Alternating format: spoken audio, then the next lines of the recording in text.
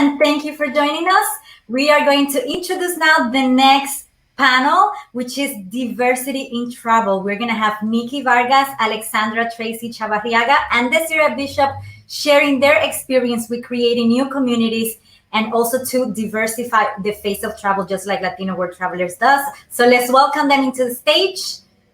And we are excited for this panel because these are incredible women that have made so much impact in our community.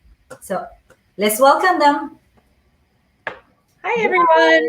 Yes. Hi. Hi. So take it from here, Nikki. Thank you so much for being here, ladies. Introduce yourself, I guess, and I will be out. See you in a little bit. Thank you so much, Vanessa. So I'm so excited to be moderating this panel because, of course, diversity and inclusion is such an important topic to be talking about, and it really hits all industries in different ways, and travel is no exception. So I'm honored to be joined by Desireé and Alexandra, and I'm going to first start off by having both of you introduce yourselves, the incredible work that you do, and your connection to the Latinx community. Desireé, you want to kick it off? Yeah, sure. Thank you. Thank you so much, Nikki. First, I want to say thank you, Vanessa, and thank you, everyone from the Latino World Travelers. This is such an amazing, incredible experience. My name is Desireé Bishop. I am Panamanian, born and raised, and I moved to the States a few years ago.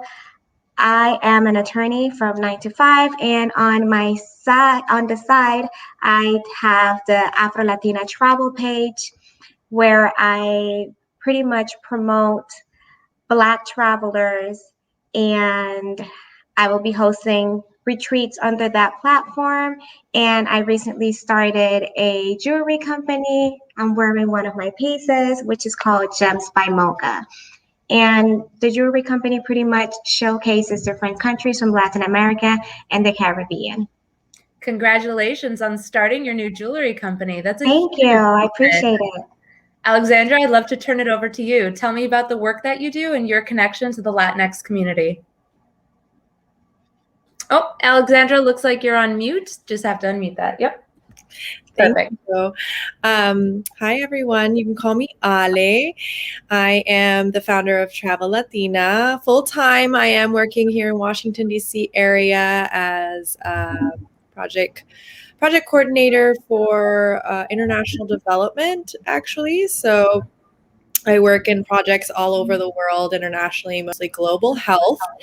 However, on the side, I do run Travel Latina for 5 years now. We started our blog in 2015, have kind of built up a community of contributors, mostly volunteer. And it's kind of just grown. We've done a little bit of everything from organized meetups across the U.S. We have tried to sell trips internationally, 6 of them. Only 2 of them have sold out. And actually sold, I mean. And it's just dozens of collaborations with people in this amazing and very diverse community that we have in the travel Latinx community. Amazing. And for those tuning in, I'm the moderator of this panel. My name is Nikki Vargas. I am an travel editor here in New York, and my connection to the Latinx community is I'm a Colombian immigrant originally from Bogota. So I'm going to go ahead and dive right in. So this being a panel on diversity, I really want to start with, why is representation so important in the travel industry today? Who wants to take it? Oh, anyone? Okay. I think representation is important because it's a great opportunity to educate people that do not know about minorities, specifically about Latinos, Latinx, Afro-Latinos. So it gives them that opportunity to see what we look like, who we are, that we come in different shapes, sizes, and that way, once they see that, they can actually acknowledge us. Perfect. And Ale, what do you think? Yes, I agree. As somebody who has studied abroad, has traveled all over, it's just very apparent, not only in advertisements, but also just going around everywhere, that I really don't see myself represented. I feel like just because I travel, a lot of times people apply the fact that, oh, you must have all of this money, you must be rich, because again, it's just something that's very up and coming for our community to be able to feel comfortable and travel all over, other than just to our motherlands. Like for me, Colombia, that was where I grew up, visiting my family in Bogota my whole life. But getting outside of that, getting outside of just visiting our motherlands, it's something that's very up and coming for our community. We spend money on that, and we should be represented in advertisements, and we aren't. I don't see that enough. So we definitely need to see that more. I agree with that very much. So just to sort of be clear, so representation in the travel industry for both of you would be travel brands showing travelers that look like the Latinx and Afro-Latino community. Is that correct? 100%. Absolutely. Okay. And what is the benefit, particularly because both of you have founded these amazing communities, what is the benefit of connecting Latinx travelers and Afro-Latino travelers to each other? I will have to say exchange of culture. That's one of the biggest things. We learn from each other. We can compare the similarities. We can celebrate our differences. So definitely exchange of culture for me. And what does that exchange of culture look like to you? Well, and just in Latin America, we have so many similarities. So what I call patacones, which is fried plantain, and Colombia also calls it patacones, but a lot of other countries, they call it tostones. So I just love that. I love to see how we have so many similarities. The way our cuisine or the food, the way that we sazonamos las cosas, that we cook stuff, is just so amazing. We might call it different things, but they're very similar or probably the same. The music, the way that we might dance it a little differently, but it's amazing how we all know how to dance salsa, merengue, bachata, and it just, we're different from other countries, but when we get together, we can see how similar we are too. I love that. And Ale, I'd love to ask you the same question of what you see as the benefit in connecting these communities. Sure. Well, I think it's important, first of all, to define Latino, Latina, Latinx as an ethnicity, right? So it does not encapsulate race in this kind of term. So we are talking about culture. We very much, like Des said, we relate through music, our culture, our history. However, I do think it's important that we understand each other's struggles. And I think that that's where we also can come together. There's such a wide spectrum of races within the Latinx ethnicity and community. And for one thing, for example, I think it's very important that we note a lot of music, and the most popular music in Latin America derives from Afro-Latinx culture specifically. So I think that it's important to note those things, for one thing. But then also, again, our different struggles. White Latinos do not encounter the same kind of issues when they're traveling, even that Afro-Latinos and Brown Latinos encounter. So we have to acknowledge that that's a completely different experience, and that's where we need to unite, because it's just not going to be the same for everyone, and we have to acknowledge it. We have to talk about it, and we have to see what we can do to make sure that everybody has a great experience, that everybody has a wonderful learning and connecting and an exchange of cultures, right? Yeah. And, I love that you speak about the importance of understanding the varied experiences. And that is a perfect segue into my next question, because as women in the Latinx community, what are some of the challenges that you both have faced? what are some of the stereotypes that you both have come across? I'd love to sort of hear, if you're willing to share, any examples that you've sort of come across either in your travels, your career, or in your personal life. Mm-hmm. Who wants to take it? I can go first, I guess. So for me, it's interesting as a bicultural because I did grow up. I was born and raised in the U.S. Studying abroad in Europe actually was very interesting because I would often hide behind being Colombian.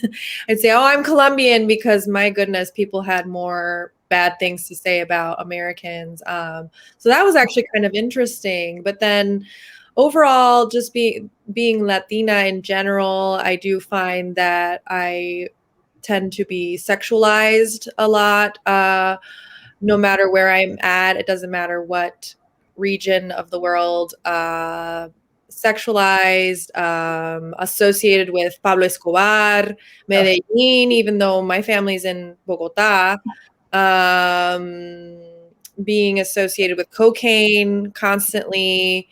Those are the stereotypes I face. However, on the other hand, I would say what's wonderful is to be able to blend in to certain areas. So all over Latin America, the Middle East, North Africa, even like India and the surrounding areas.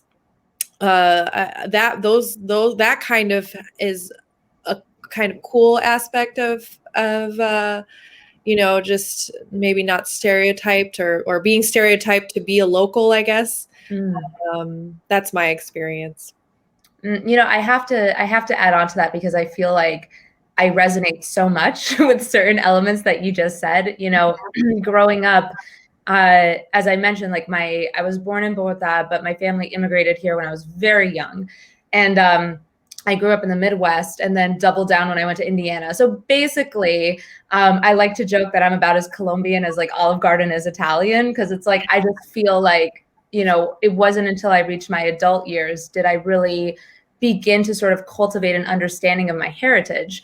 And before that, in my childhood, Colombia sort of existed in like music or the telenovelas my grandma listened to, or like the swear words my dad would yell in Spanish during football matches, or the bocadillos I would eat with my dad in the kitchen. So I never really sort of cultivated an understanding of what it means to be a Colombian woman, but I have distinct memories of all of those stereotypes and instances, like the hypersexualization, the immediate association with like Escobar or cocaine or coffee, just like that's the only thing people seem to know, the cocaine and coffee. And also, I think what's interesting too is that because of those stereotypes and that sort of idea of like what a Latina woman looks like, I've never really sort of claimed this space. I've sort of found that I've existed on the sidelines of the Latinx community because I have sort of been led to believe that I don't look or sound the way a Colombian woman is supposed to look or sound. So I just sort of, stayed at the side. And I think listening to your answer, I think so much of that is tied to just the stereotypes that different facets of the Latin community face, because people outside of the community see the Latin community as sort of one image, one type of person, one look. So I thought it was really interesting, and thank you for sharing that answer. And Desireé, I mean, I'm sure you have a completely different experience, much to Ali's point, because, as part of the Afro-Latina community, you are dealing with a different set of challenges and a different set of stereotypes. So I'd love to sort of turn the spotlight on you, and if you're willing to share your personal experiences. Yeah, absolutely. I agree with what she said about stereotypes. So for me, it's pretty much I do not look Latina. So I guess that's the biggest challenge that I've had. And my experience is a little different. So I was actually born and raised in Panama. Growing up my whole life, I never had to deal with what are you? But once I moved to the States, I realized very quickly how that's like the first thing that people ask. So that was like a cultural shock for me, because I moved there as an adult after law school. And I was just like, why is it that everyone always wants to know what you are? And then when I told them I was Panamanian, they'll be like, really? Like people were like, and I'm not making it up. This is like real life. People will actually ask me, really? Wow. But are you mixed? Or it's like they always have to ask a second or third question, like they do not believe me. I've had people tell me I do not look Panamanian. I do not know what that means. Most people that has told me that, I asked them, have you been to Panama? And it's pretty much no. They haven't been to Panama. They haven't been to Latin America. So they have no idea what you're talking about, or I do not look Latina. So it's come to a point that it's frustrating. It's frustrating because I never had to grow up. I never had to like defend myself. I mean, saying, well, no, I'm Panamanian, and people will actually ask me, well, speak in Spanish. They want me to prove that I am Latina. I don't have to speak Spanish so that you can actually see that I am Latina. Once I actually entertained it and I said something in Spanish, and the person told me, well, you probably mastered in college, like in Spanish. And that blew my mind, that somebody will rather think she went to school and she learned Spanish, rather than say, oh, definitely she's Latina. So I think what you were saying also, Nikki, people believe that if you're Latina, you're supposed to look a certain way. It is very frustrating because you can be extremely dark. It doesn't matter. That's like you were saying before, race and ethnicity, those are two different things. And I think that has been my biggest challenge, just people not believing that I'm Latina and second guessing it. I feel because like of the color of my skin. I feel like I've found my people. I know. I really do. Thank you for sharing that. And yeah, absolutely. I think it just goes back to this idea that, like, the Latinx community doesn't look a certain way. And the sad part is that when you have people asking invasive questions like that and doubting your ethnicity like that, it makes you sort of fold into yourself. And as I said, in my case, it makes me sort of sit on the sidelines of a very beautiful and rich community that I could be a part of, not just when I'm physically in Colombia, but when I'm here. But both of you had founded these amazing communities. So I want to sort of switch gears and talk about the work that you do. And Desireé, I'm going to start with you. I want you to tell me how you first started Afrolatina Travel and what is the mission of your community? So I started it because of my frustration. People telling me how I did not look Latina. So I said, maybe other women or Latinx just like me feel the same way, that people think that they're not Latinos. So I said, well, let me go ahead and do it. I realized in the travel industry, specifically on Instagram, travel pages weren't really showing Latinos. And if they weren't really showing or making any type of emphasis, well, this is an Afro Latino, this is an Afro Latinx.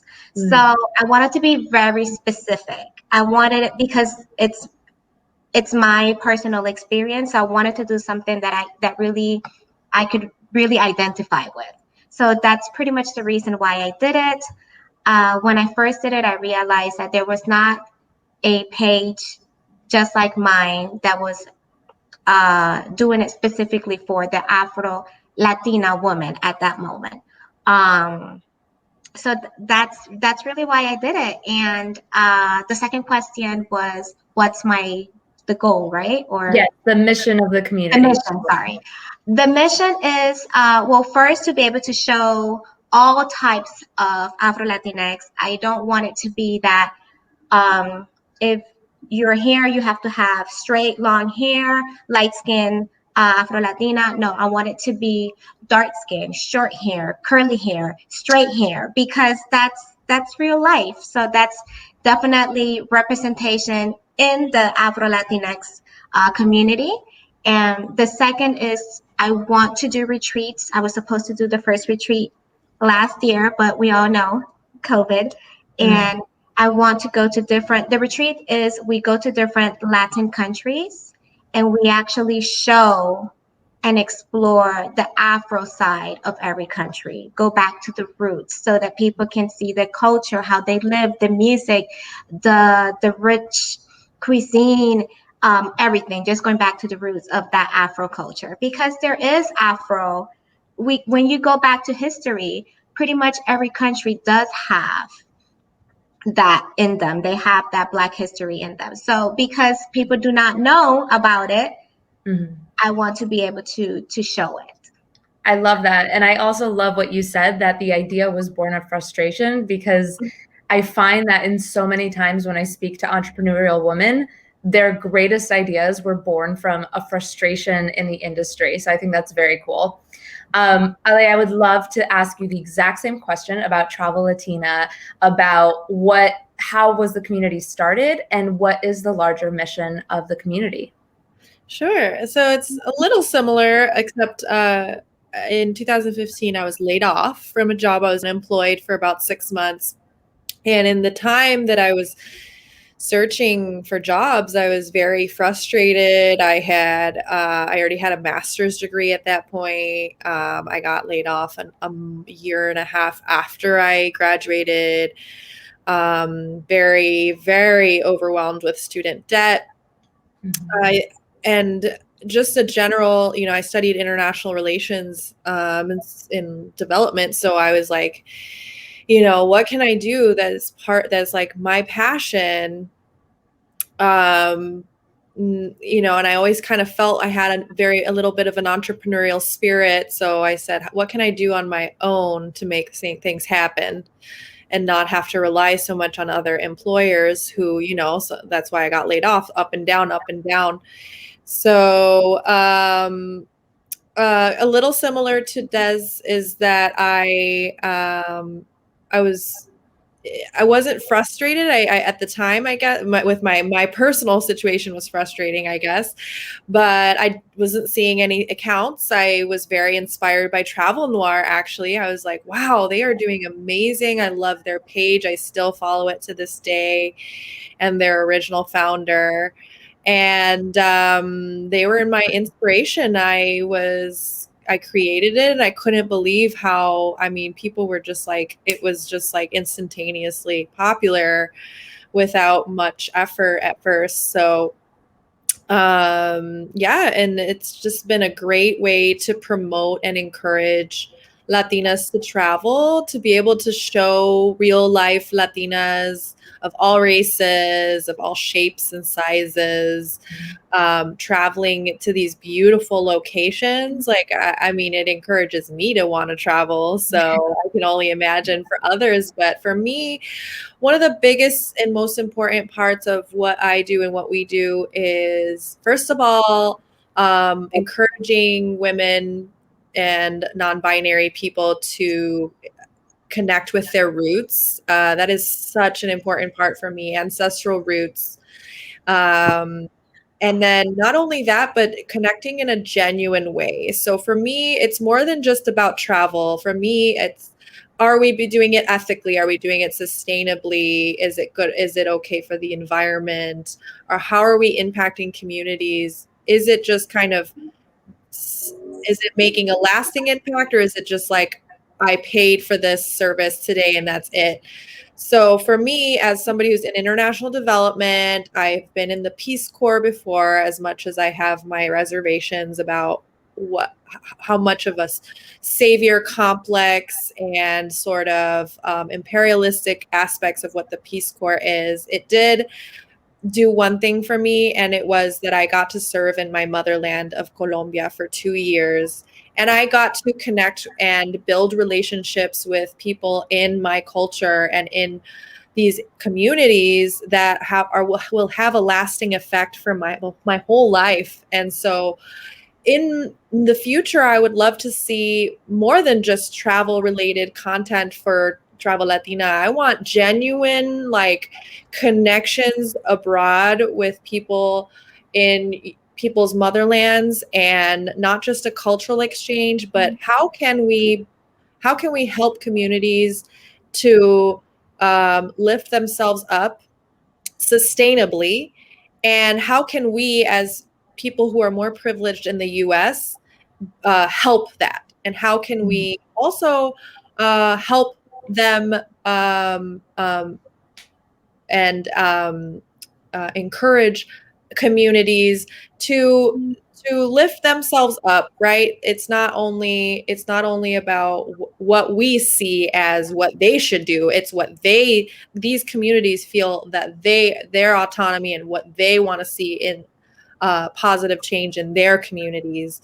So yeah, anyway, I have so many ideas, very entrepreneurial as to what I want to see Travel Latina go to next. The possibilities are limitless at this point. I love it. And what I love so much about speaking to both of you is the passion is just palpable. Like there's just today is the first day of spring, and I just feel like there's such hope with the day symbolically, and in this chat I feel like it just sort of ties so nicely into it, because coming out of this pandemic there is such a promise of renewal and hope and a brighter future in all facets. And I love the work that you both are doing to sort of make a brighter future for travel. But I do want to look at the pandemic, and I don't know a single person that hasn't been impacted by the pandemic in a way that has flipped their life upside down. And the travel industry particularly was just decimated by the pandemic and is still getting on its knees right now before it gets on its feet. So I want to talk about how the pandemic has impacted both of you, both of your work, particularly with your respective communities. Ooh. It has definitely, it made an impact for real. Last year was supposed to be the first retreat that Afrolatina Travelers was going to do. We're relatively a newer group, and I was very excited for it. I had been planning for that retreat for almost 2 years. And then the pandemic hit, and I was wondering, what am I going to do? And well, we had to cancel it. So that was very unfortunate. But it was also a teachable moment for me, because now I know what to do in case of an emergency, what to do in case of a pandemic. So it's like, so now I know, and even though we weren't able to do it last year, I think everything happens for a reason. Maybe I thought I was extremely ready after 2 years, but I probably wasn't. And now that this has happened, I feel like now I am ready. Now I can really give everyone that goes to this retreat an epic experience, a time of their life. So yes. Well, if there's any sort of consolation, I guess, to take out of it, is that they are predicting that travel is going to explode this fall. So I think that those trips are going to sell out. Hopefully. Want to go traveling. Yeah. Ale, I'd love to ask you the exact same question: how the pandemic has impacted your work, and particularly Travel Latina. Sure. So I guess I should start with Travel Latina is not a business yet. This is something that we've been building up as a community for 5 years. In my personal life, my full-time job, yes, it has completely, because we do international work all over the world. I was supposed to go to the Philippines to support my colleagues there, and obviously that just has not happened in a year. And so that's one thing. But with Travel Latina, unfortunately and fortunately, right? So we were just gradually trying to build up. It is not easy to start a business. It's not easy to run a business. It's very hard to do that on the side while you're, someone like, I'm sure many people in our community who are dealing with the overburdening cost of student loans. That alone takes up all of my energy, financially at least. So So fortunately on that, the fortunate side of it, it's like, thankfully it did not impact because we just aren't even a business. It's not something, I don't have employees. I'm not making an income or a profit at all or revenue at all from this. I have had the very few things that we've been able to sell or make money off of is like, it doesn't even help to cover our website, for example. So it's very little. So that's the fortunate side. The unfortunate side is just, yes, I very much see the potential that Travel Latina and, even like a website like Afrolatina Travel have to provide jobs, provide opportunities for our community. I see it. People see it because so many people reach out to me and want to work for us or want to do things for us. But unfortunately, that's not where we're at. And so it has provided a time to build, just save up, build up. Currently, we were not active almost at all last year, 2020. It didn't feel right with the pandemic. It didn't feel right to encourage people. Our communities were so negatively impacted compared to other communities. The Black community and the Latino community has had the highest rate of deaths in COVID, so that it just didn't feel right. But now that with the vaccines, it does feel like there's a kind of like a light at the end of the tunnel. But I'm still treading very lightly. We have a couple of events, or mostly trips lined up that we would like to try to announce soon. Still doesn't feel right. So kind of treading lightly, trying to figure out, because at the end of the day, we might be all back, mostly vaccinated in the US, but that's not the case in Latin America or other countries yet. These are very vulnerable countries. I don't want to encourage people to go travel even if they're vaccinated, because at the end of the day, there's not enough studies that say that vaccination or immunity to COVID prevents transmission. We don't know anything about that. So as soon as more studies come out, and as soon as the vaccination rates, especially in because I mostly do organize or support trips that happen abroad in the Latin America specifically. So as soon as I see rates in Latin America go up, vaccination rates, I feel like that's when I'll be like, okay, we can finally announce, so that's where we're at. Yeah, it's very I feel like it's so complicated sort of navigating this new normal. And because that's an excellent point. People are getting the vaccine and you sort of immediately think, I'm free. You want to run out and and do everything at once. And travel is such a part of that. But you're absolutely right. You have to really sort of be altruistic here, and you have to sort of think about other people and your impact on them. So that's a really good takeaway for people watching. If you get the vaccine, don't just run outside yet. Take a beat. I want to sort of come back to the diversity topic of this panel, and I want to talk about what ways can people become allies to the Latinx and Afro-Latina community, particularly people outside of the community that want to support the work that you both are doing, but the community as a whole? I can start with that. So I think number one would just be, I think, the very bare minimum, right? Bare minimum support would be share our content, feature us, share our contact. The algorithm for Instagram is it's not even about likes anymore. It's about sharing.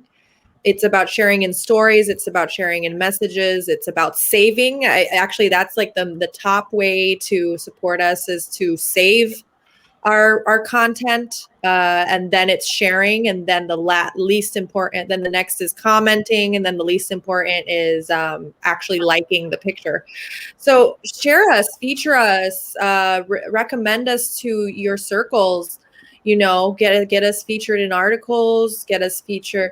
But I think it's not even just that. As somebody who's learned a lot from 5 years of experience doing this, pretty much just as a passion, as a volunteer, right? Not really profiting, not making money. My interest right now is finances. I consider myself very organized and financially literate, but however, that only goes so far when you don't have access to capital, you don't have access to, all you have is debt pretty much.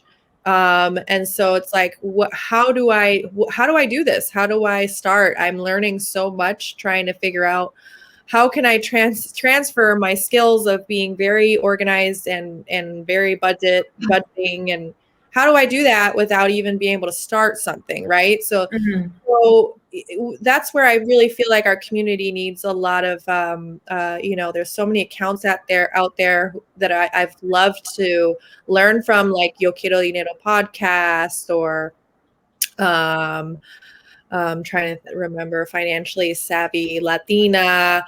I learn a lot from them, but at the end of the day, how am I going to get access to capital? How am I going to get access to ways to be able to fund my business and start it?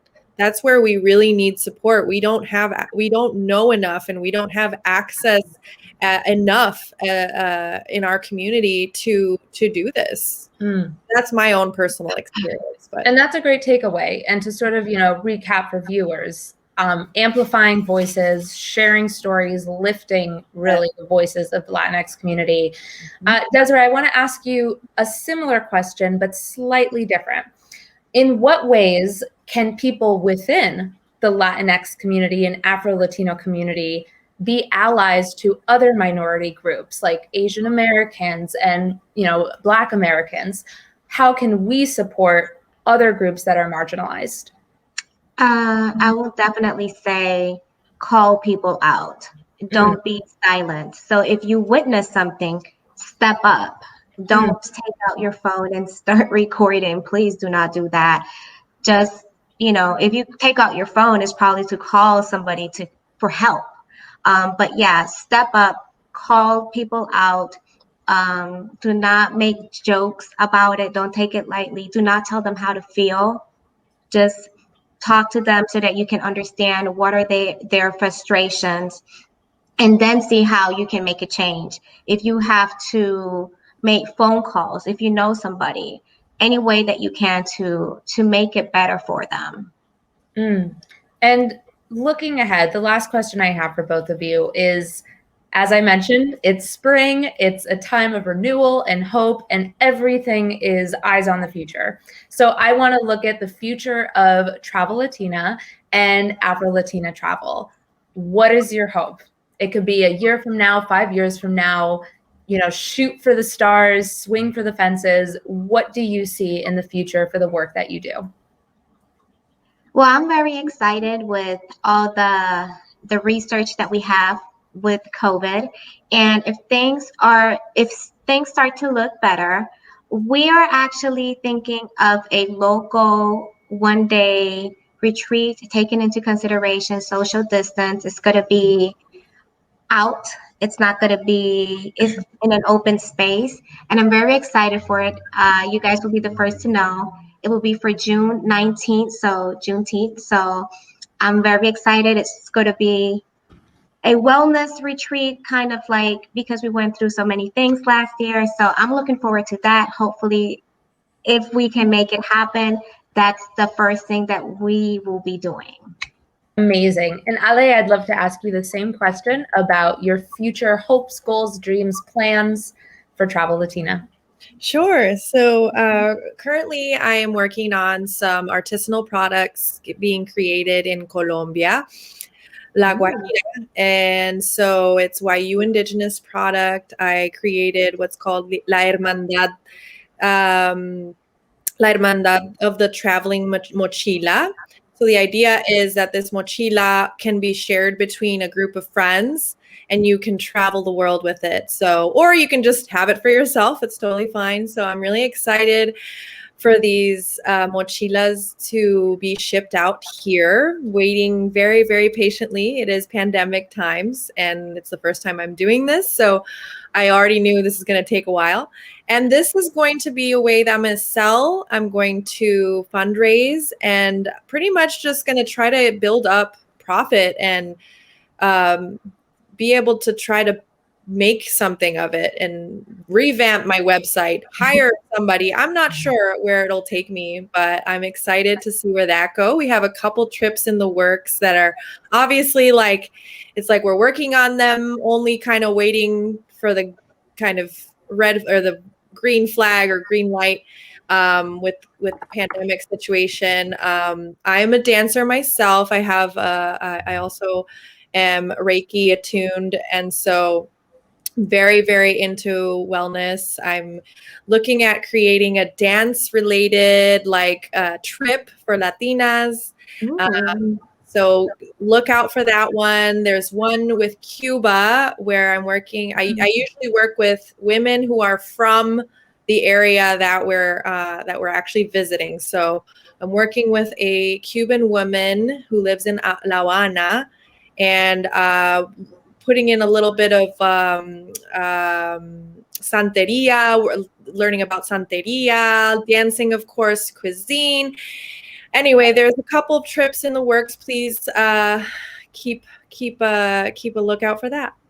Well, I think the biggest takeaway here is that people viewing this need to keep an eye on both of you, because there is a lot of great things to come, and both of your work is just beginning. And I cannot thank both of you enough for taking the time to share your experiences, to be candid about diversity, and to also just continue to carve out spaces in the community for Latino and Afro-Latino travelers. So thank you so much. Thank you, Latino Travel Fest, for allowing us to have this forum to discuss. And Vanessa, if you want to jump right in, I think we are done. Thank you. Thank you, everyone. Bye. Happy Latino Travel Fest. Bye, everyone. Gracias. Hello, thank you so much. And now we're going to have another panel, but give us 2 minutes to get started with the next panel. Is going to be about travel styles and the different styles that there are. So we have incredible people to present you this panel, but we will be right back.